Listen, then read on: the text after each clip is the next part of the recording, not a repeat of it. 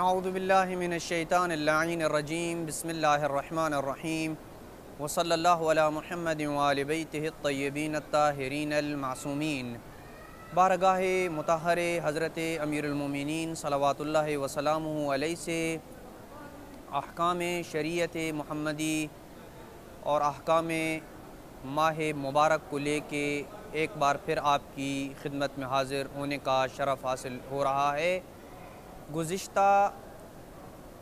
Videos میں ہم نے شرائط روزہ کے متعلق گفتگو کی تھی اور اسی سلسلے کو ادامہ دیتے ہوئے اور کنٹینیو کرتے ہوئے آج دوسری شرط کی چند مثالیں ہم نے پہلے ذکر کی تھیں، جیسے مریض حضرات ہیں یا حاملہ خاتون ہے۔ اسی سلسلے کی آج تیسری مثال کہ جس شخص کے لیے روزہ رکھنا باعث مشقت ہو، جس شخص کے لیے روزہ رکھنا اس کے لیے حرج کا موجب بنے اور اسے نقصان ہو یا ضرر ہو، تو اس کے روزے کا کیا حکم ہے۔ ان مثالوں میں سے تیسری مثال آج پیش خدمت ہے کہ وہ افراد کے جن کا کام مشقت طلب ہوتا ہے، جیسے مزدور، مستری، تنور وغیرہ میں کام کرنے والے افراد، دھیاڑی دار افراد جو روز کماتے ہیں اور وہی کھاتے ہیں۔ ان افراد کے لیے گرمیوں کی شدت میں بھوک اور پیاس کے شدید غلبے کی وجہ سے روزہ رکھنا مشکل ہوتا ہے، جو ان کے لیے کمزوری کا باعث بنتا ہے، اور روزے اور کام دونوں کو اکٹھا ملانا ان کے لیے مشکل ہوتا ہے کہ اگر روزہ رکھیں تو انہیں کمزوری آتی ہے یا ناقابل برداشت پیاس کا غلبہ ان کے اوپر آ جاتا ہے، تو ایسے افراد کے روزوں کا کیا حکم ہے۔ اس سوال کے جواب کی متعدد صورتیں ہیں۔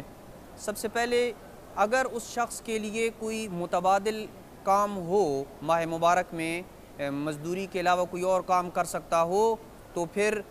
وہ یہ کام جو مشقت طلب ہے اس کو چھوڑے اور کم مشقت طلب کام جس کے ساتھ وہ روزہ رکھ سکتا ہو اور وہ کام روزہ رکھنے میں اس کے لیے رکاوٹ کا باعث نہ بنے، تو اس کے لیے ضروری ہے کہ وہ کم مشقت طلب کام اختیار کرے۔